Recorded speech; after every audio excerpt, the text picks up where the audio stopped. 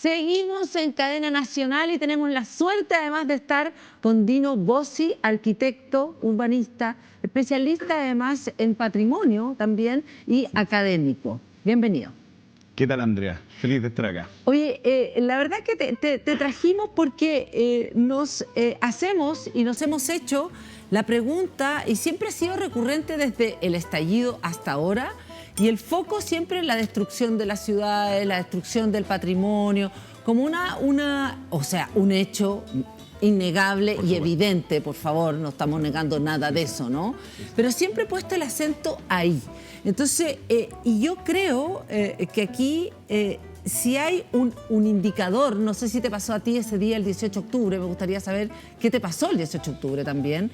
Alguien que respeta el patrimonio, que es tu trabajo el patrimonio, que considera que realmente es demasiado relevante y viene, además tú vives en el centro también. Vivo en el Parque Bustamante. Tú vives en el Parque Bustamante, entonces presenciaste, viviste y fuiste parte de esta como suerte como de Chile se quemó, y no solamente ya no era Santiago, sino que era Valparaíso, La Serena, o sea, etcétera, etcétera, etcétera. ¿Cuál fue tu reacción primera con respecto a esto desde una persona que se supone y está aquí para proteger el patrimonio, digamos? A ver, no quiero dar la lata con mi experiencia personal, pero yo creo que sirve para contextualizar que yo esa noche tenía una fiesta en Vitacura, en el colegio de mis niños. ¿Ya? Y terminada la fiesta, pasamos a dejar a unos amigos en Ñuñoa arriba y bajamos por Irarrázaval. ¿Ya? Y escuchábamos la cooperativa como cuando yo tenía 14 años y mi papá la ponía cuando había protesta en Santiago. Y en el ir bajando por Irarrázaval hasta Bustamante, fuimos viendo cada vez más barricadas, más gente en las calles, un despelote que encerrar una fiesta en Vitacura evidentemente no lo veíamos. Y cuando llegamos a nuestra casa y nos enteramos lo que estaba pasando, porque la verdad lo del incendio del metro, yo había andado en metro 6 horas antes, no sé, o algo así, para ir al centro de una reunión, fue una cosa que me descolocó enormemente, y además me descolocó que pasara tan cerca de donde yo estaba. O sea, yo vivo, el Parque Bustamante no es una zona, hoy día la entendemos tal vez como una zona muy álgida de la ciudad, pero para nada. O sea, nosotros nos fuimos a ir al Parque Bustamante porque queda conectado, porque es central, porque está bien hecho, porque es tranquilo, porque qué sé yo. Y yo te diría que eso es lo primero. O sea, por primera vez en mucho tiempo, la violencia que sí vemos en otros sectores de nuestras ciudades, la veíamos en el centro de la ciudad. Yo creo que eso a mí fue lo que más me impresionó, el que llegara donde estábamos. La idea de un posible estallido social por causas urbanas es una cuestión que entre los especialistas se discutía hace mucho tiempo. ¿Cómo por causas urbanas?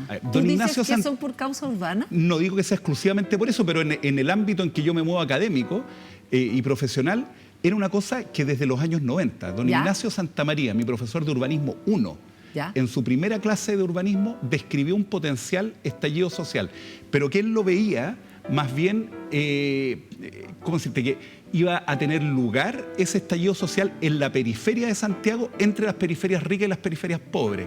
Él no lo reflejaba como algo que podía llegar a una reivindicación, llamemos, del centro mismo de la ciudad, como podría ser la Plaza Italia o la Plaza Baqueano. A mí, por ejemplo, en algún momento me pasó, y me hace mucho sentido lo que decís tú con respecto a esta idea de un estallido que efectivamente urbano, cuando uno lo que dice son condiciones de vida, ¿no? Eso es lo que estás tratando de decir.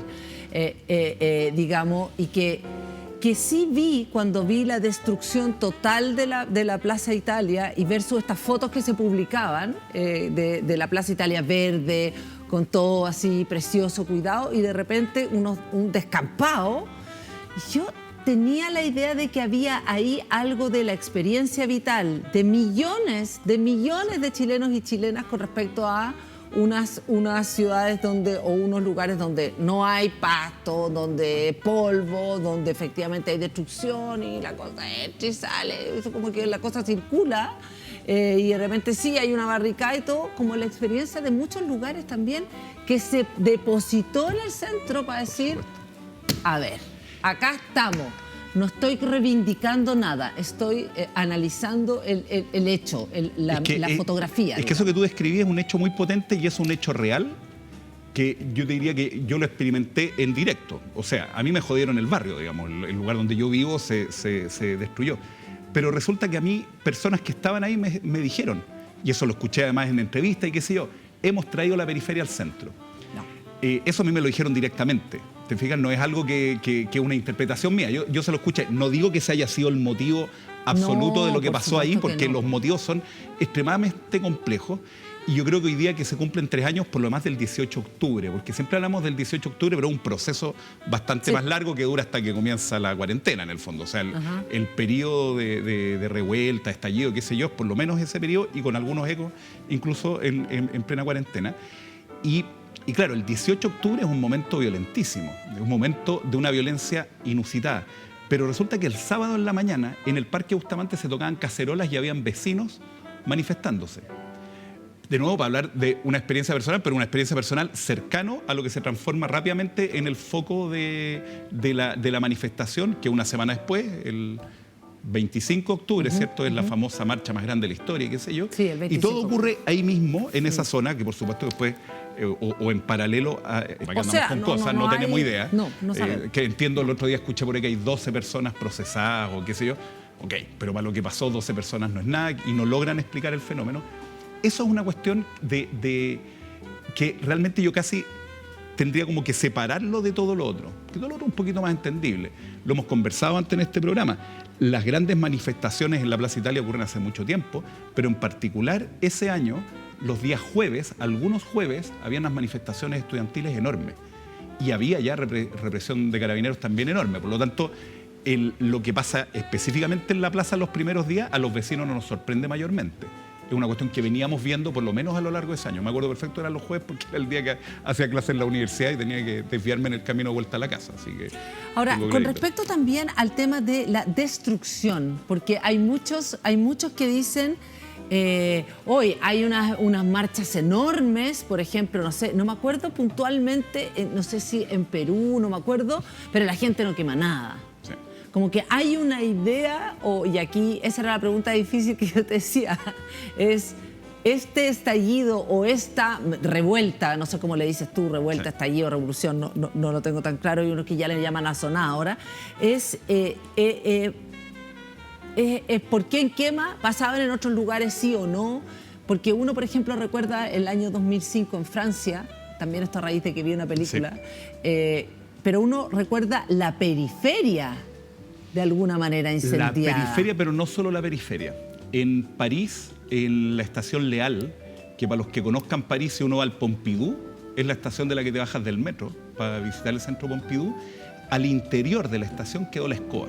Ya. Y quedó la escoba porque esa es la estación donde la gente que vive en la periferia hace la conexión, digamos, llega, es una de las estaciones donde ocurre eso, una estación muy importante, donde se produce la conexión por otros lados.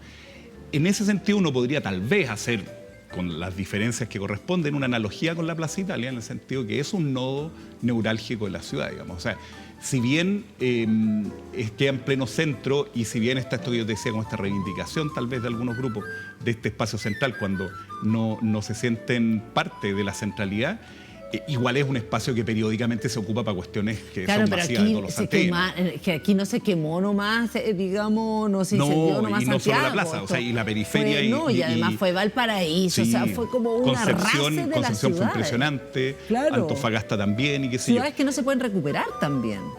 No, todo se va a recuperar. O sea, que no se pueden recuperar, no. Yo creo que esa es otra cuestión importante, Andrea. El proceso, o sea, un periodo de 3 años en lo que significa el proceso urbano en total, no es nada. O sea, por favor, es dramático para los que lo vivimos en el día a día. Digo, lo vivimos porque insisto que yo lo vivo en el día a día.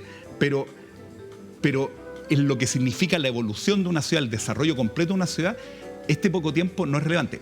Tiene índices hoy día brutales. Y de hecho hay un montón de gente que cita encuestas hoy día de la opinión de buena parte de los habitantes urbanos de Chile que no quieren más de esta cuestión, cosa que yo creo que podemos compartir la gran mayoría, pero resulta que esa es la situación de hoy día. O sea, en una sociedad veleidosa como la que tenemos hoy día, guiarse por lo que dice hoy día las encuestas respecto a lo que decía hace un tiempo, por favor. Vuelvo al ejemplo. A mí me llama la atención que, habiéndose quemado el metro la noche anterior, la reacción la mañana siguiente se iba a salir a tocar cacerola de gente que no tiene nada que ver, por favor, con el incendio del metro, o sea, y que en ningún caso lo validarían. Tú preguntáis por la destrucción y yo hablaría de una destrucción progresiva y sostenida a lo largo de este periodo que por lo menos deberíamos llevarlo hasta la pandemia. Y yo creo que uno no puede dejar de lado que en las grandes manifestaciones en Chile por un lado, siempre ha habido destrucción. Eso es un hecho, que no nos vengan con cuentos porque eso es verdad. Yo fui a manifestaciones en dictadura, había destrucción. Yo fui a manifestaciones como estudiante en los años 90 y siempre estaban los descocados de siempre, los encapuchados de siempre, decíamos que eran unos pelotudos que rayaban la Universidad de Chile, quemaban cuestiones en la Alameda, qué sé yo. Eso lo hemos visto siempre.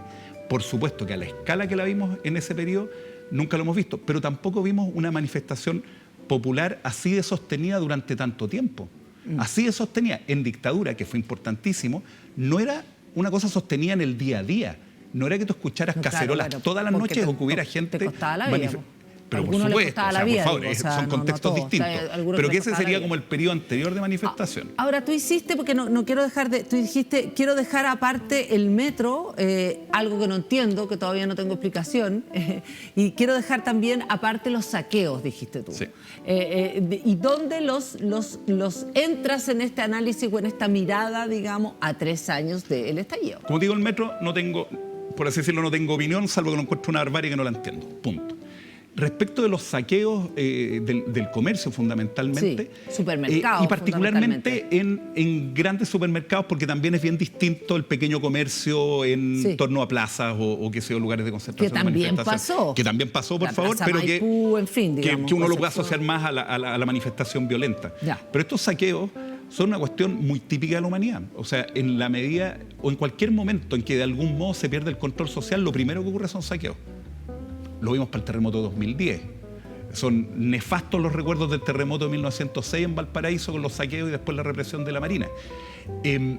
Eso ocurre y lo vemos en un montón de lados que pasa. Por lo tanto, de nuevo, es un fenómeno que por supuesto que es consecuencia o que ocurre en paralelo a esta especie de gran borrachera nacional que fue ese periodo, pero que no creo que tenga que ver, por así decirlo, con reivindicaciones políticas respecto de, no sé, recuperar...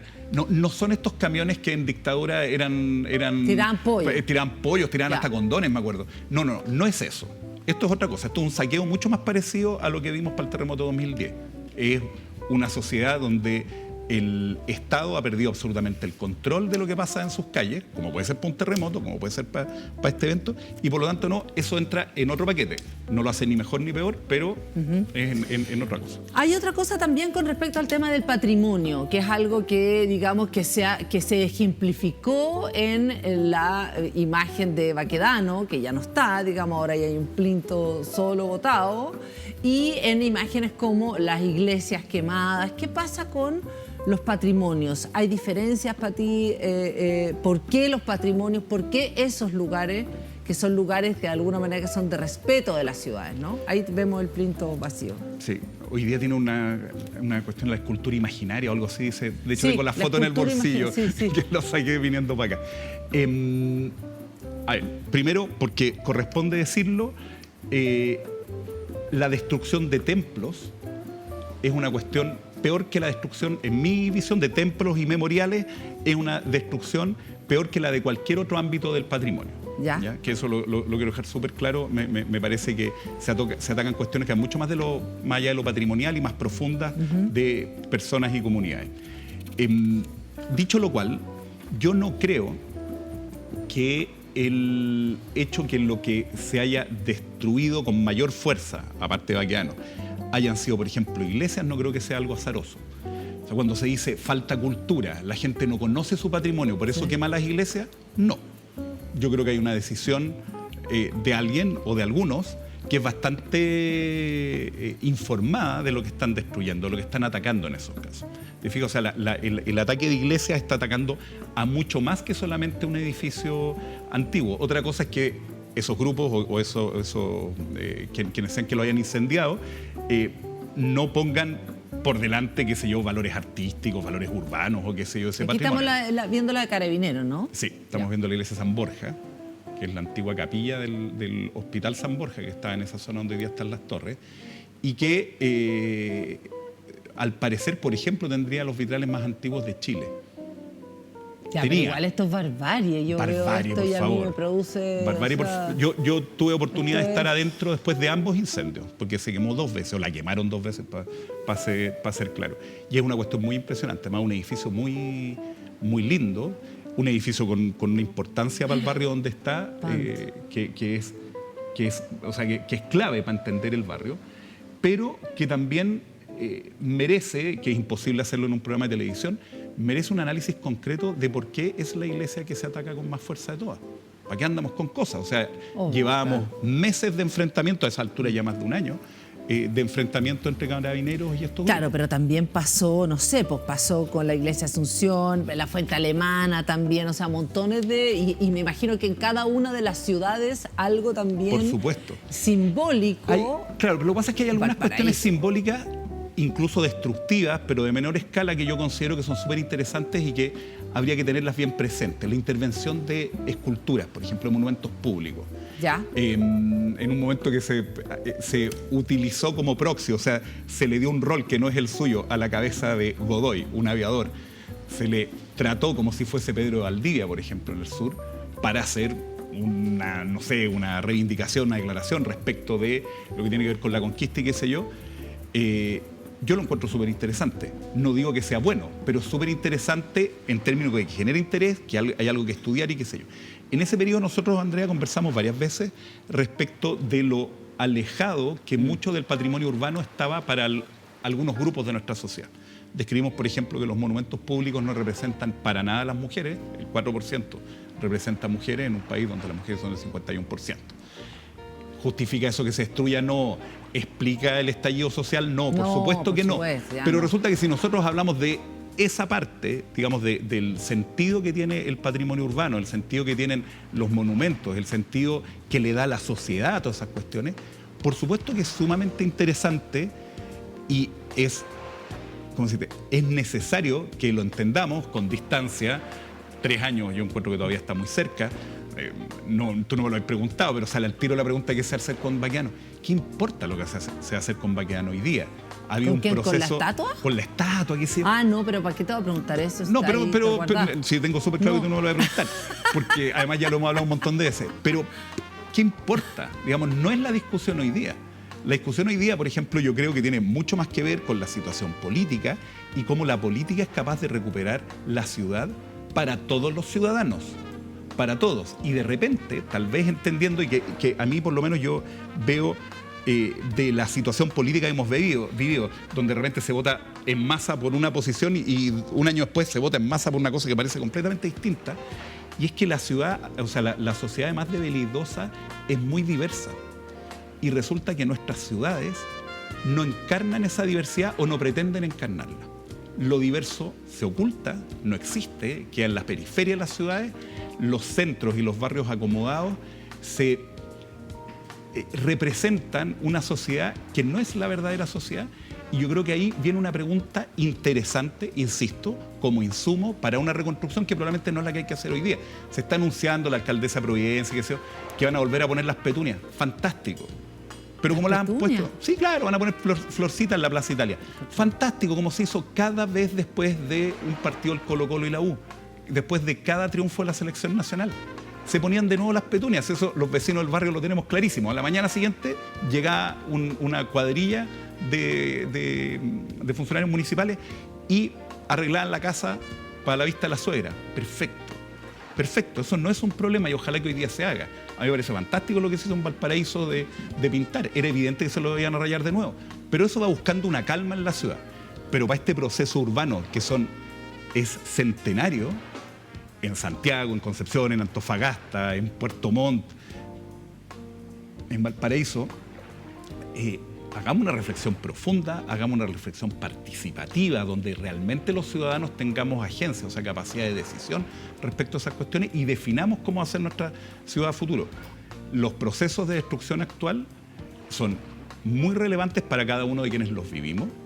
Hay que mejorarlo, hay que solucionarlo, pero la pregunta es respecto a la ciudad futuro. No es del rayoteo de hoy día, infame, desagradable, agotador. Ahí veía unas fotos de Valparaíso, ¿cierto?, del plan. Por supuesto que es agotador eso.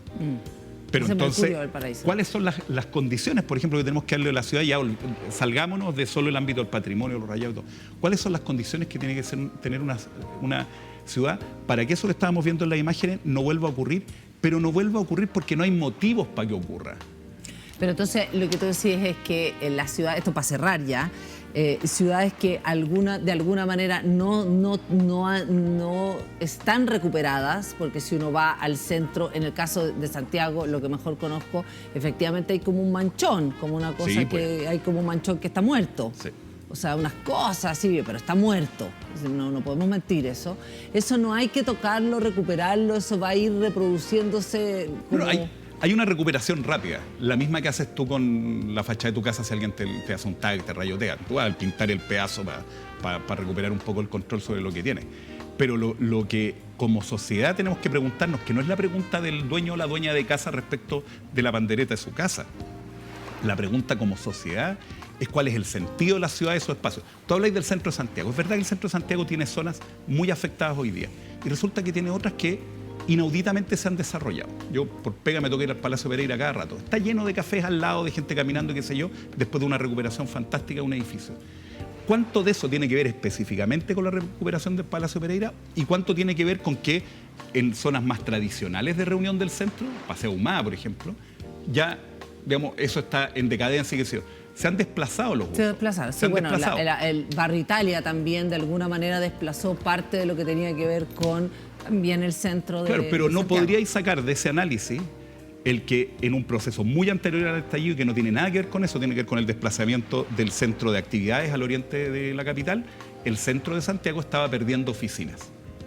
¿El estallido habrá ayudado a que se pierdan algunas? Sí. ¿La pandemia terminó de matarlas? Por supuesto que sí, porque cada una de las personas que nos está viendo en la casa en algún momento probablemente estuvo trabajando vía Zoom. Eso seguramente es más importante que el propio estallido en un proceso de abandono del centro. Y por lo tanto la pregunta hoy día no es cómo volvemos al centro que era antes, porque no va a ser, porque el centro no va a tener tantas oficinas. La pregunta es cómo es un centro para que tú te puedas pasear con tu coche, con tus guaguas, para que los niños vayan caminando al colegio, para que, qué sé yo, se reciban nuevas personas en esos edificios que primero fueron de vivienda, pasaron a ser de oficina y hoy día preguntan qué diantre van a hacer a futuro. Probablemente debieran volver a ser vivienda. Dino Bossi, muchas gracias por conversar con nosotros hoy en Cadena Nacional. Nos quedó dando vuelta mucho más de temas sobre esto, pero muchas gracias por darle una mirada distinta a nuestro estallido social, en una mirada urbana también. Muchas gracias. Gracias, Andrea. Como siempre, un gusto estar acá. Y nosotros vamos a una pausa y viene, por supuesto, nuestra mesa sin respeto, porque hoy día no nos vamos sin reírnos de acá. Un día muy difícil, así que nos vamos a reír de todo, de todas y de todes. De panes.